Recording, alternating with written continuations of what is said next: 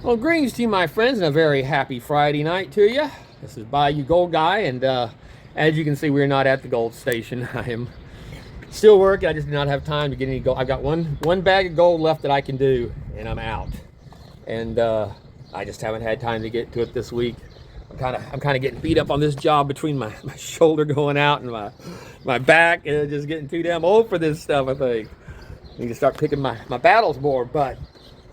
Yeah, so this is just a little quick one here for to have something on for Friday night. We're almost at 5 years coming up on the channel. It was actually 5 years ago this month I bought my first bag of gold of pay dirt, and then May 12th is when we actually did our first episode to start the channel. So gonna have to do something for that. But we do have CARSONS kicking off the Wounded Warriors project. So again, man, y'all may notice I just have not been putting out any pay dirt bottles. I got issues as far as trying to draw between my arm and my hand, so I just haven't been able to do my labels. So I'm gonna do something for it. It won't be the Gator stuff, but yeah. So if y'all can contribute, I'll leave a link on this for his site for Cash App to donate directly, or you can donate a prize or do both. So. With that being said, I hope y'all have a good weekend. Again, I apologize for no gold, but it's, I'm not even going to get gold out of this job. This is all just to pay the damn bills. So, yeah, we had some medical issues here over this last 8 months, and it's all caught up with me, so financially. So, thank you guys for watching, and appreciate you tuning in for these non-gold videos we've been putting out. I know it's been a few in a row now, but next week I'll definitely, I'll try to get it recorded this weekend, so I'll at least have it done and I can get it posted. So thank y'all again. Have a great weekend, and till next time, take care of each other. Peace out, my friends. Well, there it is. The problem du jour. And what I've got is, well, I'll have to pull it out. This side is totally spun out and rotted. This side, I need to clean that up, but yeah, I tighten that one down, so I know one side's still good, but the other side's rotted, and it's been leaking in the back. So I gotta pull it and see how bad it is. But again, I can't match these 13-inch tiles anymore, so I'm gonna try to cut them out and not break them, then clean them up and reuse them. Otherwise, yeah, and of course try to match up the grout. See over here, it's more of a lighter color, it gets darker in the other parts. So that's the thing when you're doing these old bathrooms, trying to match up stuff like that. So all right, well, that's the before. Oh, I'm in the bathroom for part 3 actually, because part 2, my toilet, I was in here yesterday, I pulled it. This is the shot of how it looked when I got it up, but it was not rotted underneath. It was concrete, and they just kind of rusted out, so I had to reset the ring. I used a mortar bit and drilled it down and reset it, and now we are dry and leak free. I just got to get little caps to put it in place. So yeah, that ended up being much easier than I thought it was going to be. So we moved on to the bathroom, and as you can see right now, I've got my wall wet down, and then you take your knife and you slide out, you take off, after you peel the first layer off, you wet down this layer, and then you scrape it off. Once I do that, this is the part I've already done. I'm going to go through, you got to make sure all the glue is cleaned off of these walls, or else it will mess up your paint job. So I'm going to caulk it all up, sand it down with a very fine grained sandpaper to get the rest of the glue off, and then I will wash it down and apply a sealing primer, oil-based primer to it. And once that's done, then I will go back with a regular primer and my mud mix and apply a roll-on texture. And then I'll put on a couple of coats of some good paint, and this will be a nice, beautiful bathroom. So we're still debating on the color to match the green in here, and I'm not sure if we're gonna paint the cabinet or not. Probably not, because I mean it looks all right with the wood. So there we go. I'm going to continue on with this today, Like I said, I'm just happy I didn't have to demolish and try to get out those tiles without damaging them, because there's no replacing these old 13-inch tiles from 1950s. So, like I said, I got lucky on that one. So, yeehaw, keep fingers crossed, we'll roll on. Well, we're into the second stage now.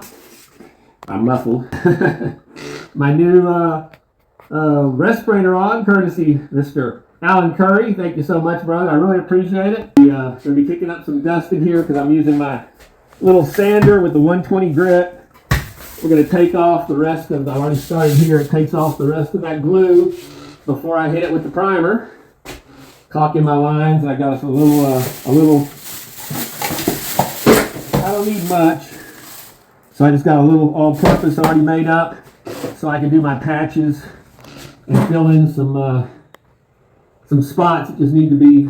I almost did a milk coat over a skim coat over a skim coat over this, but it's just not worth it for all the work. It'll be fine. Patch it and prime it, and then put my texture on. So, all right, there we go. That's gonna continue on. Well, I ended up doing almost a light skim coat over most of it, but not all, and wasn't necessary. But yeah, so you can see the little dark spots there. That's where it's got to dry for the rest of the day. And I'll come back tomorrow and prime it. Got all my caulk lines in, so everything looks very nice and clean. One of the topper was crumbling. So I'm also going to change out the faucets there. And I think she wants to paint this, but I'm going to have to do that. I'm not going to take it down. I'll just do it in place, pull the doors. But all right, well, that's today's. I would do more, but I gotta wait for it to dry.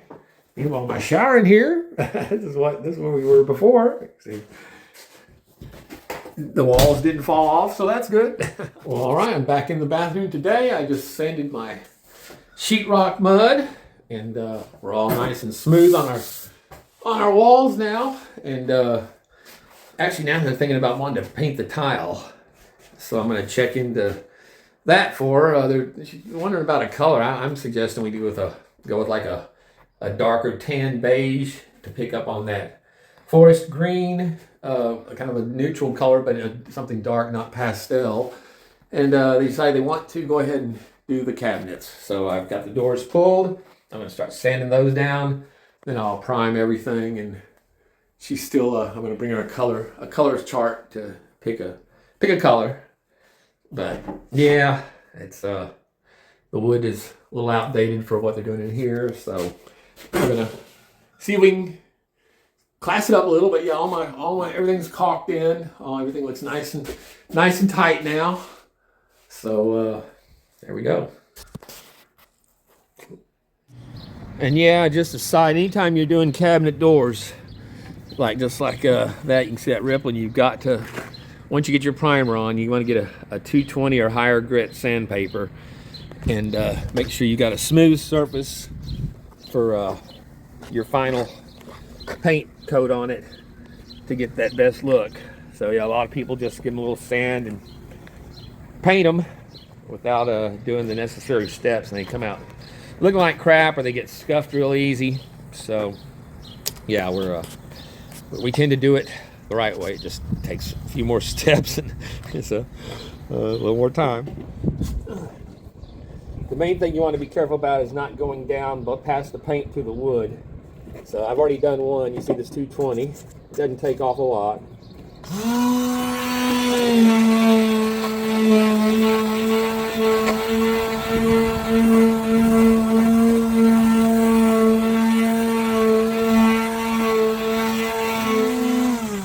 And you want to be especially careful about the edges, because that's where you'll end up taking off the most accidentally.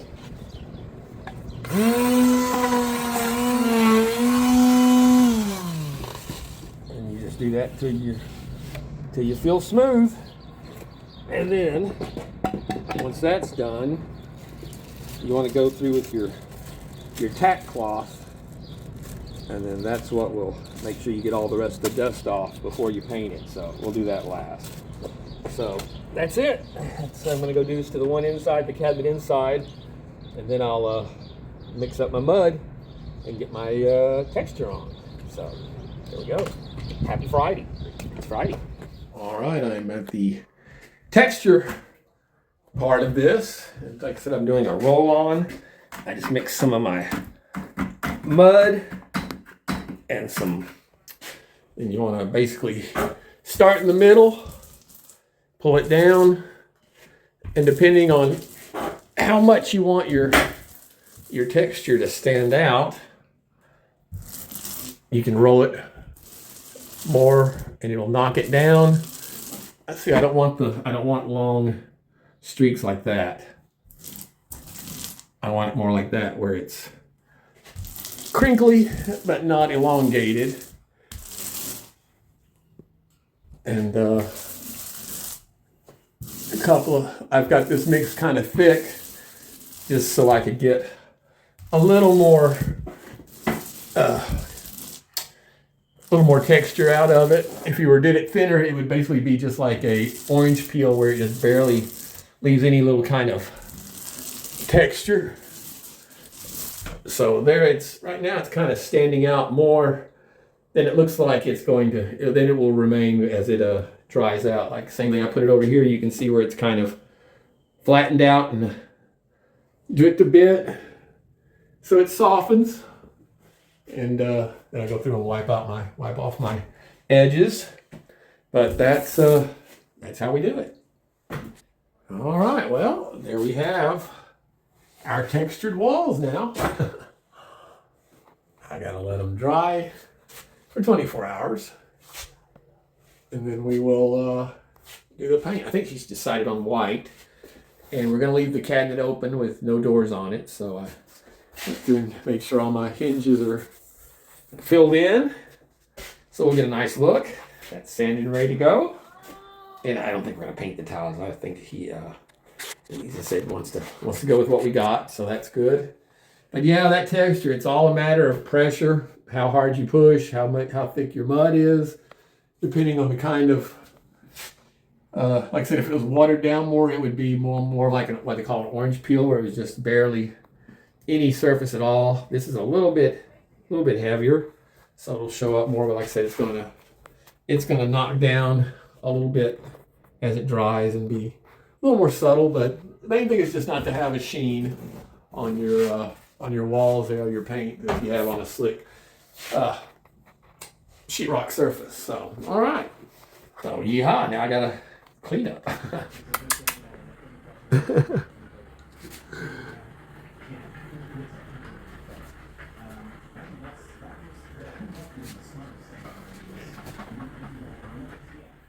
This is why I can't put flea shampoo on Gizmo, and he has to take a pill, because it's toxic to cats if they even lay next to him, much less groom him like all my kitties do for Gizmo. He's just one of the cats, as we're here on a very chilly day in South Louisiana, about 10 days before Christmas, with the little guys.